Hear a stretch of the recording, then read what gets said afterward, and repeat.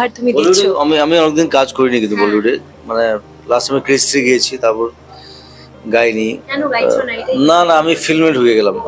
আমি ফিল্ম বানাচ্ছি আসামে, আমি প্রডিউসিং, আমি ডিরেক্টিং, আমি অ্যাক্টিং। সো একটু টাইমের একটা প্রবলেম আছে, কিন্তু আবার যাবো, বলিউডে যাবো, আবার গাইবো।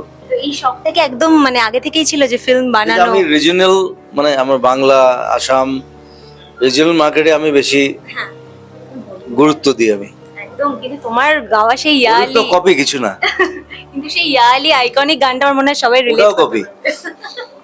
তো কি বলবে, এই যে কপি নিয়ে তো এত কিছু হচ্ছে, তুমি মানে সেই জন্য কি আমরা সরে copy করি আসা? না, আমরা বাংলায়, আমরা আসামে, আমরা যা মিউজিক করি, আমরা যা ফিল্ম বানাই, আমরা কপি করি না। কিন্তু Bollywood is a full copy, মানে সেই straight। কারণেই কি একটু সরে আসা বলিউড? তাই আমি ভালোবাসি না বলিউডকে।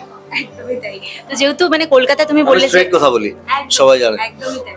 যেহেতু অনেকদিন বাদে তুমি কলকাতায় এলে, তো কলকাতার কোন জিনিসটা তোমাকে বেশি মানে অ্যাট্রাক্ট করে?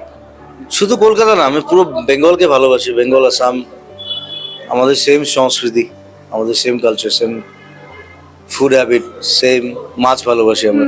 So I love Bengal, I love Assam. আমি আধা বাঙালি, সবসময় বলি।